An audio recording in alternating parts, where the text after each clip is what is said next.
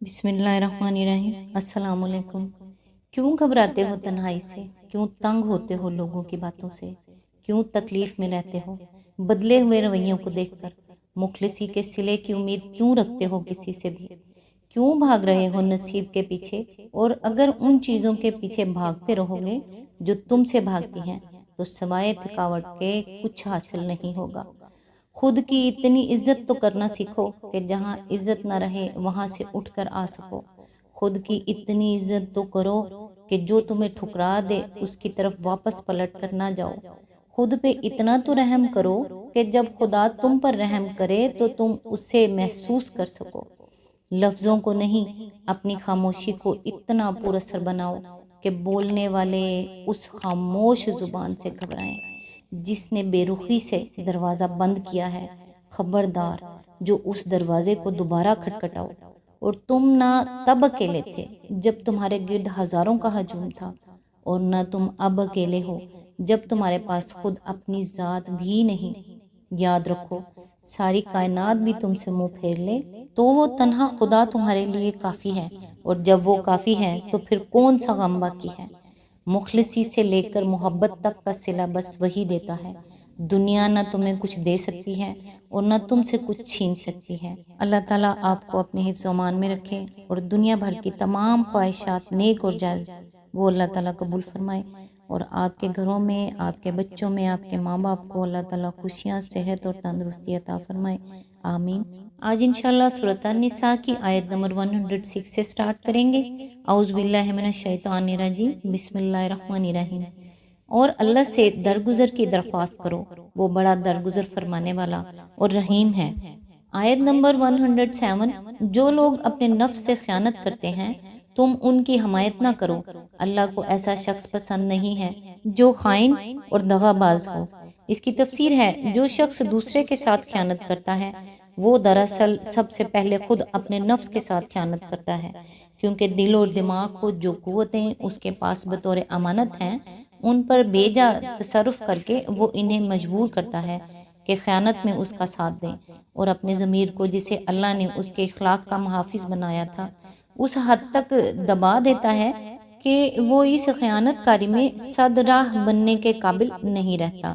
جب انسان اپنے اندر اس ظالمانہ دست برد کو پایا تکمیل تک پہنچا لیتا ہے تب کہیں باہر اس سے خیانت و معصیت کے افعال صادر ہوتے ہیں۔ آیت نمبر 108۔ یہ لوگ انسانوں سے اپنی حرکات چھپا سکتے ہیں مگر خدا سے نہیں چھپا سکتے، وہ تو اس وقت بھی ان کے ساتھ ہوتا ہے جب یہ راتوں کو چھپ کر اس کی مرضی کے خلاف مشورے کرتے ہیں۔ ان کے سارے اعمال پر اللہ محیط ہے۔ آیت نمبر 109۔ ہاں، تم لوگوں نے ان مجرموں کی طرف سے دنیا کی زندگی میں تو جھگڑا کر لیا، مگر قیامت کے روز ان کی طرف سے کون جھگڑا کرے گا؟ آخر وہاں کون ان کا وکیل ہوگا؟ آیت نمبر 110۔ اگر کوئی شخص برا فعل کر گزرے یا اپنے نفس پر ظلم کر جائے اور اس کے بعد اللہ سے درگزر کی درخواست کرے تو اللہ کو درگزر کرنے والا اور رحیم پائے گا۔ آیت نمبر 111۔ مگر جو برائی کما لے تو اس کی یہ کمائی اسی کے لیے وہاں ہوگی، اللہ کو سب باتوں کی خبر ہے اور وہ حکیم و دانا ہے۔ آیت نمبر 112۔ پھر جس نے کوئی خطا یا گناہ کر کے اس کا الزام کسی بے گناہ پر تھوپ دیا اس نے تو بڑے بہتان اور صریح گناہ کا بار سمیٹ لیا۔ آیت نمبر 113۔ اے نبی، اگر اللہ کا فضل تم پر نہ ہوتا اور اس کی رحمت تمہارے شامل حال نہ ہوتی تو ان میں سے ایک گروہ نے تو تمہیں غلط فہمی میں مبتلا کرنے کا فیصلہ کر ہی لیا تھا، حالانکہ در حقیقت وہ خود اپنے سوا کسی کو غلط فہمی میں مبتلا نہیں کر رہے تھے اور تمہارا کوئی نقصان نہ کر سکتے تھے۔ اللہ نے تم پر کتاب اور حکمت نازل کی ہے اور تم کو وہ کچھ بتایا ہے جو تمہیں معلوم نہ تھا، اور اس کا فضل تم پر بہت ہے۔ اس کی تفسیر ہے، یعنی اگر وہ غلط رودات پیش کر کے تمہیں غلط فہمی میں مبتلا کرنے میں کامیاب ہو بھی جاتے اور اپنے حق میں انصاف کے خلاف فیصلہ حاصل کر لیتے تو نقصان انہی کا تھا، تمہارا کچھ بھی نہ بگڑتا، کیونکہ خدا کے نزدیک مجرم وہ ہوتا نہ کہ تم۔ جو شخص حاکم کو دھوکہ دے کر اپنے حق میں فیصلہ کرتا ہے وہ دراصل خود اپنے آپ کو اس غلط فہمی میں مبتلا کرتا ہے کہ ان تدبیروں سے حق اس کے ساتھ ہو گیا، حالانکہ فی الواقع اللہ کے نزدیک حق جس کا ہے اسی کا رہتا ہے، اور فریب خوردہ حاکم کے فیصلہ سے حقیقت پر کوئی اثر نہیں پڑتا۔ آیت نمبر 114، لوگوں کی خفیہ سرگوشیوں میں اکثر و بیشتر کوئی بھلائی نہیں ہوتی۔ ہاں، اگر کوئی پوشیدہ طور پر صدقہ و خیرات کی تلقین کرے یا کسی نیک کام کے لیے یا لوگوں کے معاملات میں اصلاح کرنے کے لیے کسی سے کچھ کہے تو یہ البتہ بھلی بات ہے، اور جو کوئی اللہ کی رضا جوئی کے لیے ایسا کرے گا اسے ہم بڑا اجر عطا کریں گے۔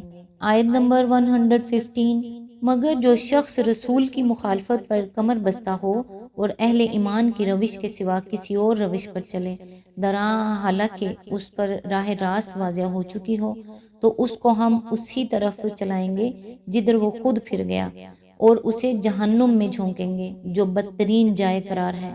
اس کی تفسیر ہے، جب مذکورہ بالا مقدمہ میں وحی الہی کی بنا پر نبی صلی اللہ علیہ وآلہ وسلم نے اس خائن مسلمان کے خلاف اس بے گناہ یہودی کے حق میں فیصلہ صادر فرمایا تو اس میں منافق پر جاہلیت کا اس قدر سخت دورہ پڑا کہ وہ مدینہ سے نکل کر اسلام اور نبی صلی اللہ علیہ وآلہ وسلم کے دشمنوں کے پاس مکہ چلا گیا اور کھلم کھلا مخالفت پر آمادہ ہو گیا۔ اس آیت میں اس کی اسی حرکت کی طرف اشارہ ہے۔ آیت نمبر 116، اللہ کے ہاں بس شرک ہی کی بخشش نہیں ہے، اس کے سوا اور سب کچھ معاف ہو سکتا ہے جس سے وہ معاف کرنا چاہے۔ جس نے اللہ کے ساتھ کسی کو شریک ٹھہرایا وہ تو گمراہی میں بہت دور نکل گیا۔ اس کی تفسیر ہے، اس رکوع میں اوپر کے سلسلہ کلام کو جاری رکھتے ہوئے ارشاد ہوا ہے کہ اپنی جاہلیت کے تیش میں آ کر یہ شخص جس راہ کی طرف گیا ہے وہ کیسی راہ ہے، اور صالحین کے گروہ سے الگ ہو کر جن لوگوں کا ساتھ اس نے اختیار کیا ہے وہ کیسے لوگ ہیں۔ آیت نمبر 117، وہ اللہ کو چھوڑ کر دیویوں کو معبود بناتے ہیں اور اس باغی شیطان کو معبود بناتے ہیں۔ اس کی تفسیر ہے، شیطان کو اس معنی میں تو کوئی بھی معبود نہیں بناتا کہ اس کے آگے مراسم پرستش ادا کرتا ہو، اس کو الوہیت کا درجہ دیتا ہو، البتہ اسے معبود بنانے کی صورت یہ ہے کہ آدمی اپنے نفس کی باغیں شیطان کے ہاتھ میں دے دیتا ہے اور جدھر جدھر وہ چلاتا ہے ادھر ادھر چلتا ہے، گویا کہ یہ اس کا بندر ہے اور وہ اس کا خدا۔ اس سے معلوم ہوا کہ کسی کے احکام کی بے چون و چرا اطاعت اور اندھی پیروی کرنے کا نام بھی عبادت ہے، اور جو شخص اس طرح کی اطاعت کرتا ہے وہ دراصل اس کی عبادت بجا لاتا ہے۔ آیت نمبر 118، جس کو اللہ نے لعنت زدہ کیا ہے وہ اس شیطان کی اطاعت کر رہے ہیں جس نے اللہ سے کہا تھا کہ میں تیرے بندوں سے ایک مقررہ حصہ لے کر رہوں گا۔ اس کی تفسیر ہے، یعنی ان کے اوقات میں، ان کی محنتوں اور کوششوں میں، ان کی قوتوں اور قابلیتوں میں، ان کے مال اور ان کی اولاد میں اپنا حصہ لگاؤں گا اور ان کو فریب دے کر ایسا پرچاؤں گا کہ وہ ان ساری چیزوں کا ایک بڑا حصہ میری راہ میں صرف کریں گے۔ آیت نمبر 119، میں انہیں بہکاؤں گا، میں انہیں آرزوؤں میں الجھا دوں گا، میں انہیں حکم دوں گا اور وہ میرے حکم سے جانوروں کے کان پھاڑیں گے، اور میں انہیں حکم دوں گا اور وہ میرے حکم سے خدائی ساخت میں رد و بدل کریں گے۔ اس شیطان کو جس نے اللہ کے بجائے اپنا ولی و سرپرست بنا لیا وہ صریح نقصان میں پڑ گیا۔ اس کی تفسیر ہے، اہل عرب کے تہمات میں سے ایک کی طرف اشارہ ہے۔ ان کے ہاں قاعدہ تھا کہ جب اونٹنی 5 یا 10 بچے جن لیتی تو اس کے کان پھاڑ کر اسے اپنے دیوتا کے نام پر چھوڑ دیتے اور اس سے کام لینا حرام سمجھتے تھے۔ اسی طرح جس اونٹ کے نطفہ سے 10 بچے ہو جاتے اسے بھی دیوتا کے نام پر کر دیا جاتا، اور کان چیرنا اس بات کی علامت تھی کہ یہ پن کیا ہوا جانور ہے۔ خدائی ساخت میں رد و بدل کرنے کا مطلب اشیاء کی پیدائشی بناوٹ میں رد و بدل کرنا نہیں ہے۔ اگر اس کا یہ مطلب لیا جائے تب تو پوری انسانی تہذیب ہی شیطان کے اغوا کا نتیجہ قرار پائے گی۔ اس لیے تہذیب تو نام ہی ان تصرفات کا ہے جو انسان کی بنائی ہوئی چیزوں میں کرتا ہے۔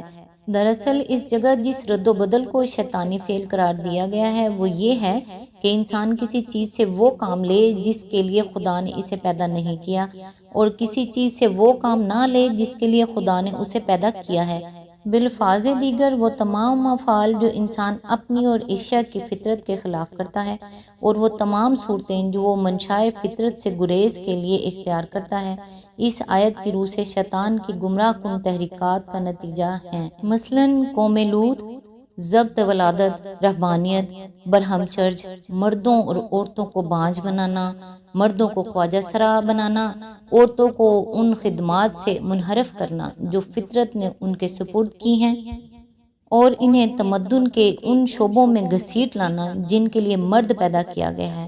یہ اور اس طرح کے دوسرے بے شمار افعال جو شیطان کے شاگرد دنیا میں کر رہے ہیں، دراصل یہ معنی رکھتے ہیں کہ یہ لوگ خالق کائنات کے ٹھہرائے ہوئے قوانین کو غلط سمجھتے ہیں اور ان میں اصلاح فرمانا چاہتے ہیں۔ آج تک کے لیے اتنا ہی، نیکسٹ انشاءاللہ آیت نمبر 120 سے سٹارٹ کریں گے۔ تب تک کے لیے دعاؤں میں یاد رکھیے گا۔ اللہ حافظ۔